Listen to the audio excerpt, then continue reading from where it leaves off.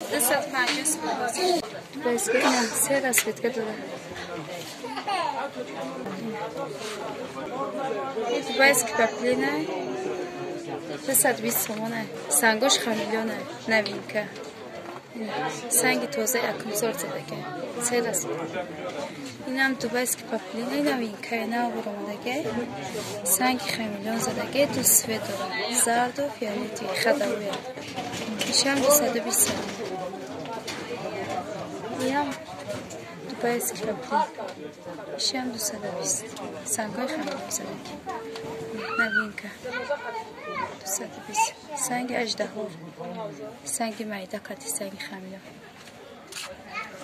این هم بودی دیگه خمیلیان 220 تته 180 سن.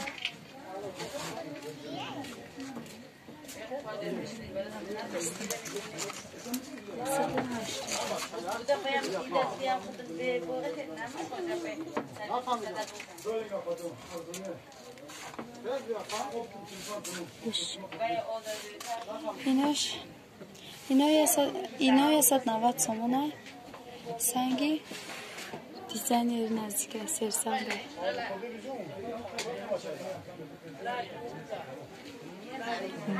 این سنگ خمیلیان این سنگای خمیلیان نشانتیه. این بیایی همش 220 تومانه ترجمهش میکنیم.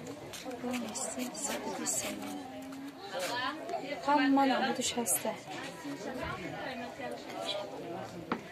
شم 220 تومانه.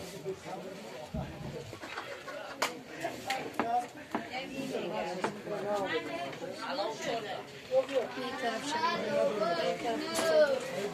سنگای خمیلیان همش 220 تومانه.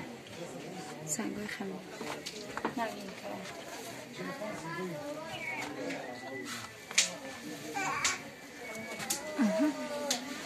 همش هم نوین کرد.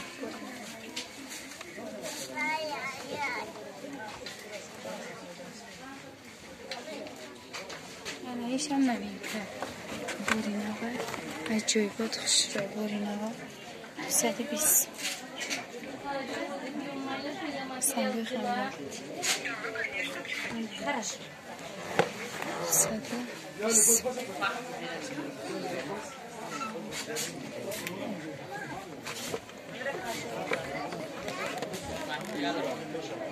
220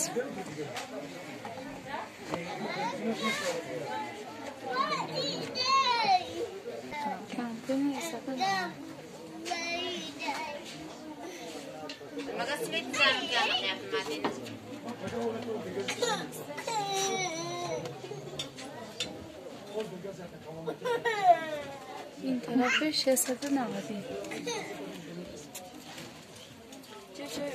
جای ارزانه. هم صفاتش هم زوره یکم سرچی هم باشه. سلامسکی